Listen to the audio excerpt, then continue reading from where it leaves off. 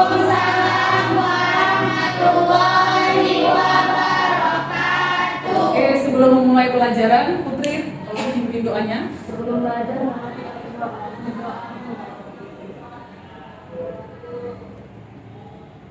berdoa selesai. Baik, ya. Hari ini, apakah semuanya hadir? Tidak Ada yang absen? ada Bu. Ada. Oke, ibu absen sebentar ya. Linda, Hadir Bu. hadir. Aisyah, Hadir sakit dia ya. Oke, Aura, Hadir Bu. Putri, Hadir Bu. Cici, Fitri, Hadir Bu. Lydia, Hadir Bu. Nadratul Hazlah, Aisyah, Nurul, Hadir Bu. Putri Ajeng, Hadir Bu. Putri Ayu, Hadir Bu. Rasida, Sepira, Tiara Yusmalian.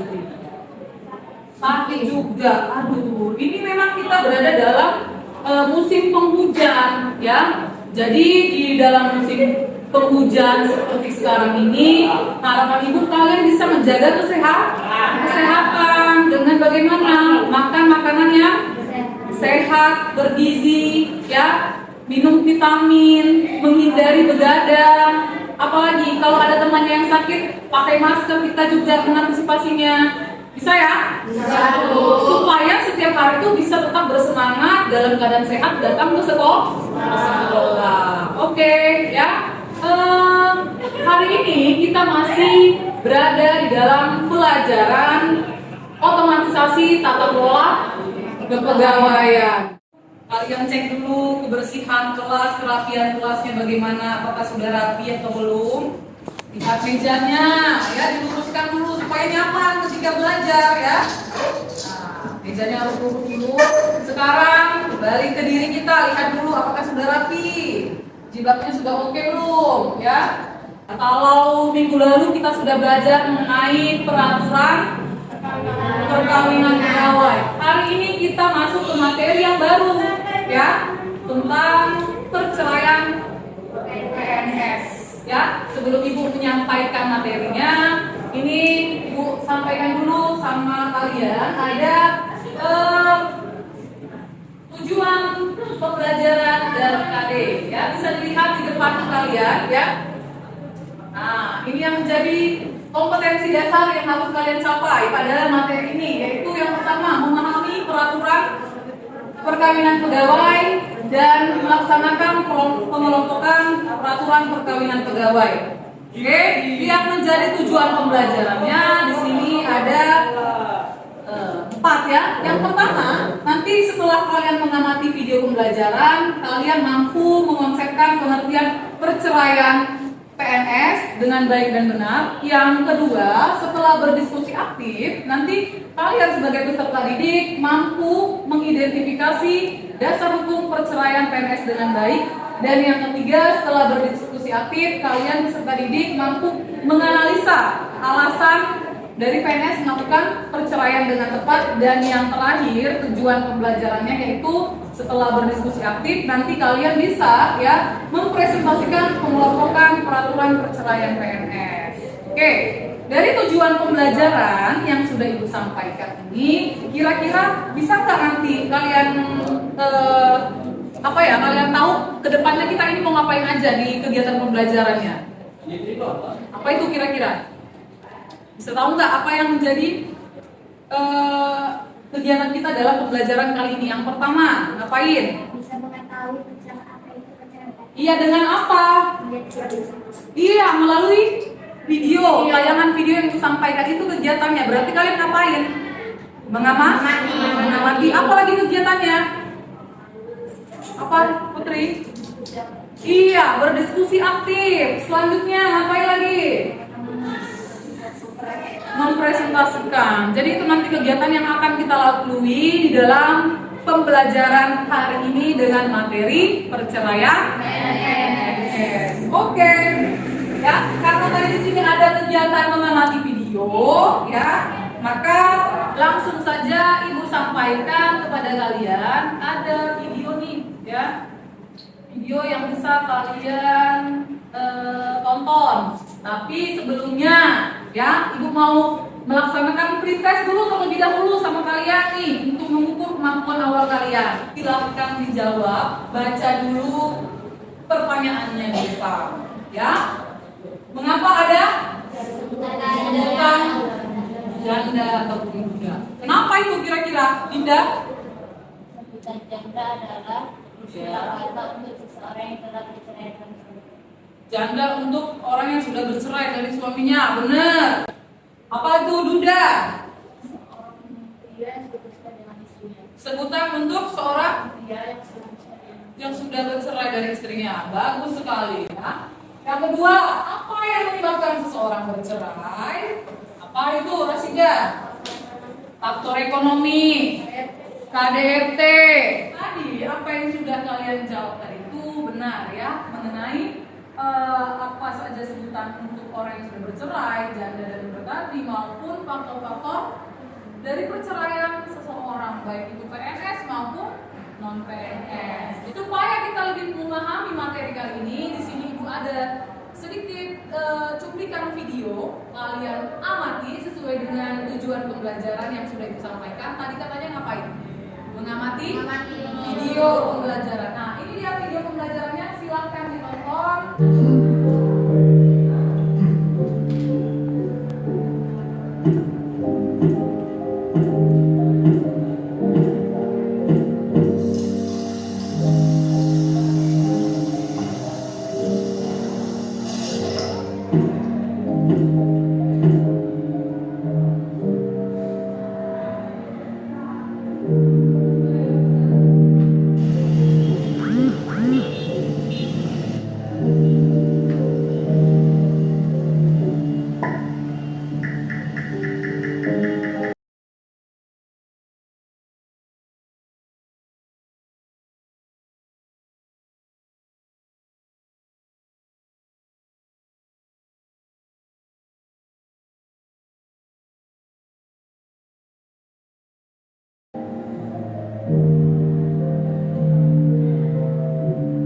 Hai Cin, maaf, semalam aku nggak sempat membalas pesanmu.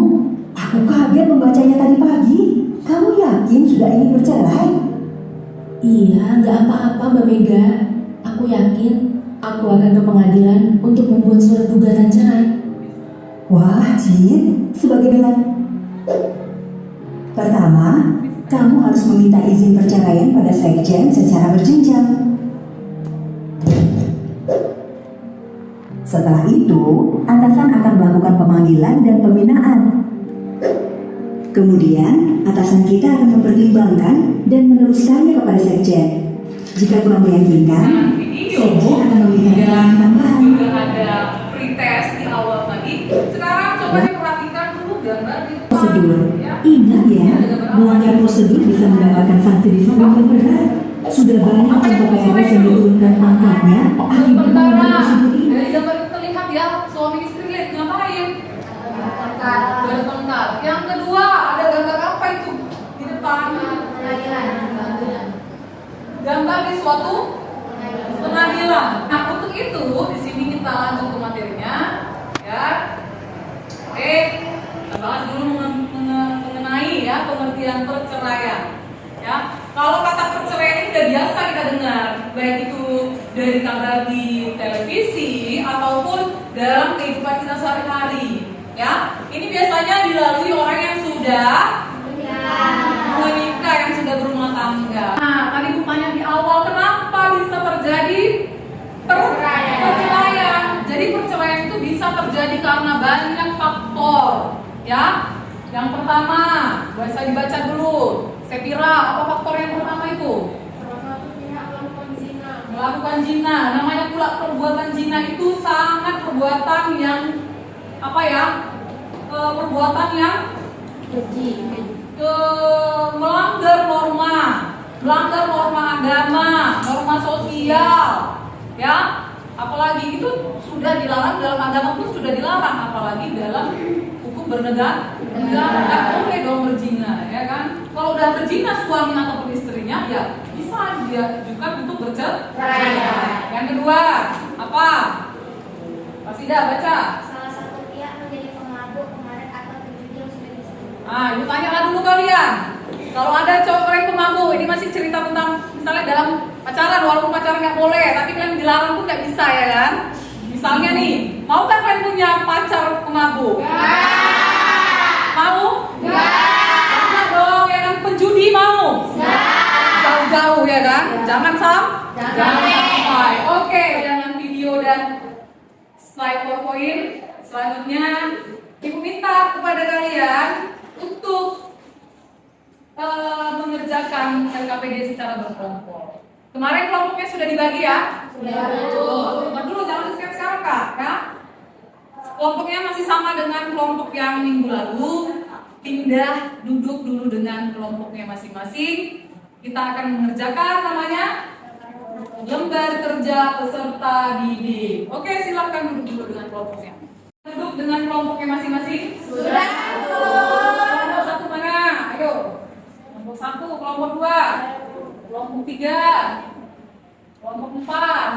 Oke, ya. Sekarang lihat di depan ada LKPD-nya yang harus kalian scan. Ya, scan QR-nya. Setiap kelompok perwakilan satu orang aja. Kalau misalnya handphone tidak support untuk scan, semuanya perwakilan saja. Bisa? Terus Kak? Oke, kan? Ya, kalau apa nanti hubungkan ke laptop ya. Kerjakan di dalam laptopnya. Ini gimana? Udah terbuka ya LKPD-nya ya dari scan itu. Nih kelompok ini sudah. Kelompok Najla kelompok satu sudah ya. Buka ya. Oke.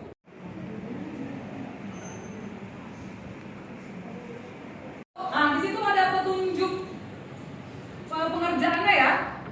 Dibaca dulu, jangan langsung dikerjakan. Baca petunjuknya dengan sama ya. Kemudian di situ kan disuruh mengerjakan pada lembar kerja Microsoft Word ya kan. Nah, makanya pakai perangkat laptop ini mengerjakannya. Harapan ibu diketik dengan baik. Apalagi kita anak UTKP mengetik harus dengan 10 jari. Ya, harus bagus ngetiknya. Ya, nanti upload tugasnya kemana? Sudah ada linknya kan di situ kan tertera? Sudah, Bu. Ini waktu pengerjaannya hanya ya 20 menit. Karena soalnya itu ada studi kasus ya. Dibaca dulu studi kasusnya dengan baik. Oke? Ya. Ya, udah diskusi belum? Udah ya. Siapa yang nyari dari internet tadi? Bantu nyari. Linda. Aktif semua ya? Nah, harus terlibat semua aktif dalam pengerjaannya. Oke. Ya, sudah siap? Sudah, Bu. Kelompok satu udah aman, udah selesai? Kelompok dua? Bagus. Kelompok tiga? Kelompok empat terakhir? Baik. Selanjutnya kegiatan kita adalah presentasi dari hasil LKPD yang sudah kalian kerjakan secara berkelompok. Untuk itu ibu tunjuk atau gimana ya? Bagusnya ibu tanya dulu siapa yang udah bersedia untuk maju nih? Siapa yang bersedia? Kelompok siapa? Oke ya, kelompok 4 bersedia untuk maju, silakan maju ke depan untuk mempresentasikan. Sudah diupload ke Google Drive yang linknya sudah dibagikan? Sudah. Oke, kalau sudah diupload, buka di laptop untuk presentasi. Silakan. Assalamualaikum warahmatullahi wabarakatuh. Waalaikumsalam warahmatullahi wabarakatuh.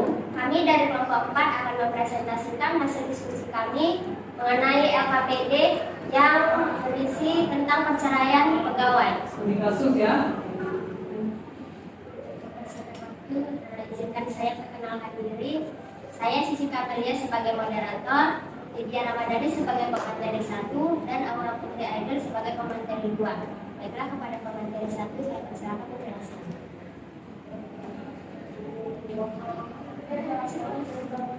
Ya, silakan. Berdasarkan apa studi kasus yang telah kami kerjakan?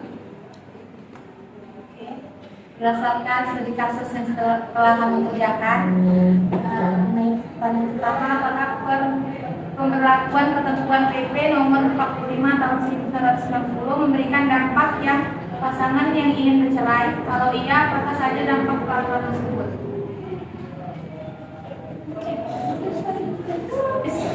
Ulang dulu guys. Di kasus 1 berdasarkan hasil diskusi kelompok kami. Nah, yang pertama, jelaskan apa yang menjadi pemicu utama perceraian PNS di era sekarang. Pemicu utama perceraian adalah masalah ekonomi dan ketidakcocokan. Yang kedua, bagaimana prosedur perceraian PNS penggugat maupun tergugat dalam pengurusan perceraian. Prosedur perceraian PNS penggugat. Yang pertama, PNS golongan 3A ke atas oleh Sekjen, golongan 2B ke bawah oleh Sekretaris Unit Utama atau Kepala Biro Kepegawaian. Kedua, atasan melakukan pemanggilan dan pembinaan. Setelah itu, atasan memberikan pertimbangan dan meneruskannya kepada Sekjen maksimal 3 bulan setelah menerima permintaan. Keempat, Sekjen mempertimbangkan alasan-alasan persyaratan yang dikemukakan. Nah, prosedur perceraian PNS tergugat. Yang pertama, PNS memberikan gugatan perceraian maksimal 6 hari kerja setelah menerima gugatan. Kedua, atasan melakukan pemanggilan dan upaya mendamaikan. Apabila ada yang bertanya, kami persilakan. Ya, ada yang mau tanya enggak? Ya, kepada Hazra. Silakan. Waalaikumsalam warahmatullahi wabarakatuh. Jadi tadi pada kasus 2 menjelaskan kalau PNS kerja yang sudah bercerai itu harus tetap memberikan panggilan dari kepada anaknya. Jadi bagaimana jika dalam rumah tangga ini yang menjadi salah satu istrinya dan sendiri melakukan gugatan cerai? Siapakah yang akan menanggung biaya dari rumah anaknya? Seperti yang sudah pengajar jelaskan, PNS wanita tidak akan menanggung biaya dari pernikahan mereka, karena yang pada dasarnya tetap prialah atau suamilah yang menafkahi anak dan istrinya. Bagaimana Hazra? Sudah jelas dengan jawabannya? Ada lagi yang ingin bertanya? Tidak ada. Sama kali tidak adanya ya. Sudah jelas ya? Oke, silakan ditutup Cici. Baiklah, jika tidak ada lagi yang ingin memberi pertanyaan, kami akan menutup presentasi kami. Sekian dari kami. Apabila ada salah kata, kami mohon maaf. Assalamualaikum warahmatullahi wabarakatuh. Waalaikumsalam warahmatullahi wabarakatuh. Masih upload dulu buat kelompok Cici lompat. Sekali lagi untuk penanya, Nadratul Hazra kasih upload dulu. Terima kasih Cici dan kelompoknya, silakan duduk ke bangkunya lagi, ya. Oke.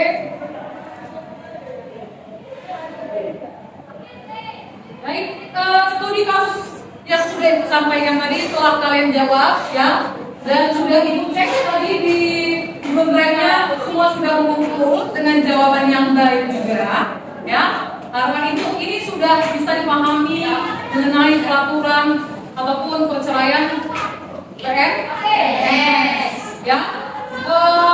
Menyikapi pertanyaan dari Nazla tadi, bagaimana kalau PNS yang wanita Bu yang bercerai, apakah tetap ditanggung tuh anak-anaknya, biaya membiayai anaknya gitu ya Nazla ya?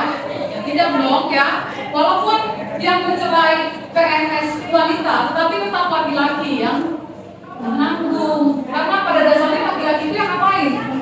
Mencari nafkah. LKPD yang sudah kalian kerjakan tadi itu merupakan studi kasus dalam kehidupan sehari-hari yang ada di dalam kehidupan sehari-hari mengenai kasus dari perceraian pegawai negeri sipil yang ada di Indonesia. Ya, alhamdulillah sudah kalian kerjakan dengan baik. Ya, sudah Ibu cek juga tadi di Google Drive-nya sudah mengumpul semua kelompok dan hasilnya juga bagus. Nanti Ibu nilai ya dari presentasi yang sudah disampaikan juga dengan baik juga ya. Maka Ibu mau tahu dulu apa reaksi pembelajaran pada hari ini ya. Kasih dulu emoticon yang menggambarkan situasi hati kalian setelah mempelajari perceraian pegawai. Apakah emoticon yang pertama atau emoticon yang kedua? Silakan dipilih. Yang mana? Yang pertama. Apa bacanya? Oke, kalau emoticonnya yang pertama berarti setelah pembelajaran ini kalian harus happy. Setelah pembelajaran ini kalian sudah bisa memahami pelajaran perceraian PNS. Oke? Baik, sebelum menutup dan mengakhiri pelajaran pada hari ini, coba dulu sama-sama dulu kasih senyuman untuk melanjutkan pembelajaran nanti dengan guru yang berikutnya. Kasih dulu senyum terindahnya dulu. Happy dulu, happy gimana? Gimana? Aduh malu-malu ya, jangan malu-malu, kasih senyum aja kok malu. Oke ya? Oke ya?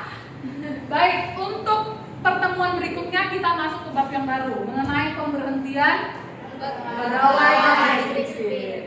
Jadi kembali lagi sebelum mengakhiri pelajaran ini, Ibu mintakan satu orang untuk menyimpulkan pelajaran kita pada hari ini. Siapa yang bersedia? Nah, ya, siapa?